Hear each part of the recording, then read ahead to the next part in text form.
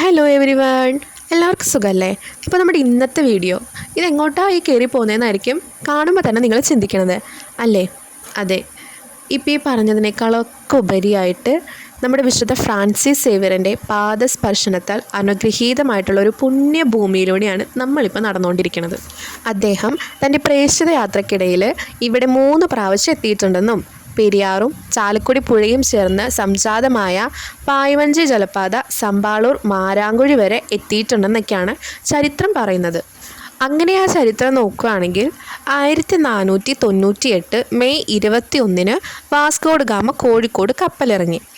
1506 April 7 നമ്മുടെ വിശുദ്ധ Francis സേവ്യറിൻ്റെ ജനനം, അതും സ്പെയിനിലെ നവാറയിൽ.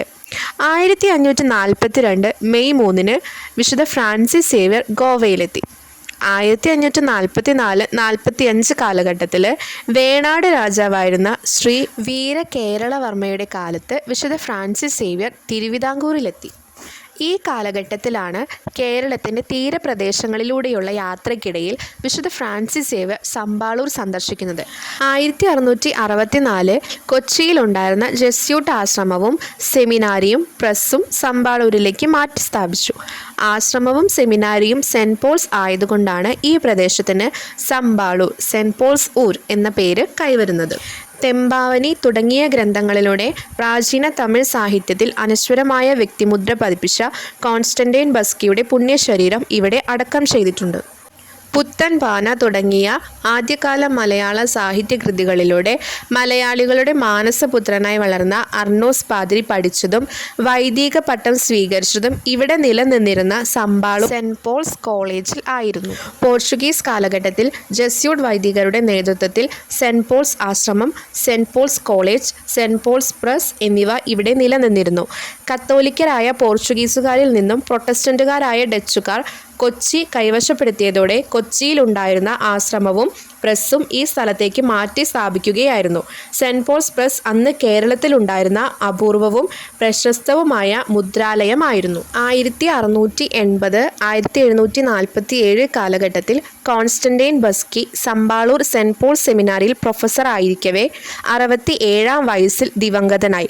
സമ്പാളൂർ ആശ്രമത്തിലാണ് സംസ്കരിച്ചിരിക്കുന്നത്. 1673-74 കാലഘട്ടത്തിലാണ് വിശുദ്ധ ജോൺ ബ്രിട്ടോ സമ്പാളൂർ ആശ്രമത്തിൽ താമസമാക്കിയത്. ഇവിടെ വെച്ച് അദ്ദേഹം സംസ്കൃതവും തമിഴും പഠിച്ചു. വിശുദ്ധ ജോൺ ബ്രിട്ടോ കുർബാന അർപ്പിച്ച അൾത്താരയുടെ ഒരു ഭാഗമാണ് ചരിത്ര സ്മാരകമായി ഇവിടെ നിലനിർത്തിയിട്ടുള്ളത്. കൂടാതെ ഫാദർ കോൺസ്റ്റന്റൈൻ ബസ്കി, അർണോസ് പാതിരി തുടങ്ങിയവരും ഇവിടെ ബലിയർപ്പിച്ചിട്ടുണ്ട്. സെൻറ്റ് പോൾസ് സെമിനാരിയിൽ അർണോസ് പാതിരി, ജോൺ ബ്രിട്ടോ, ബസ്കി തുടങ്ങിയ പ്രഗത്ഭരും സംസ്കൃത പണ്ഡിതരും വിശുദ്ധരുമായ വൈദികർ പരിശീലനം നേടി. ബസ്കി ഇവിടെ പ്രൊഫസറായും സേവനം അനുഷ്ഠിച്ചിട്ടുണ്ട്. വിശുദ്ധരായ അനേകം ഈശോസഭ വൈദികർ ഇവിടെ ഉണ്ടായിരുന്നു. ടിപ്പുവിൻ്റെ ആക്രമണത്തെ പ്രതിരോധിക്കുവാൻ കെട്ടി ഉയർത്തിയ കോട്ട കടന്നുപോയിരുന്നത് ആശ്രമത്തെയും സെമിനാരിയെയും തമ്മിൽ വേർതിരിച്ചുകൊണ്ടായിരുന്നു. 1789 ടിപ്പുവിൻ്റെ ആക്രമണത്തോടെ എല്ലാം നാമാവശേഷമായി. ചരിത്ര തിരുശേഷിപ്പുകൾ അടങ്ങിയ ഒരു മ്യൂസിയം ഇവിടെയുണ്ട്. അത് വിശ്വാസികൾക്കായിട്ട് തുറന്ന് പ്രവർത്തിക്കുന്നു.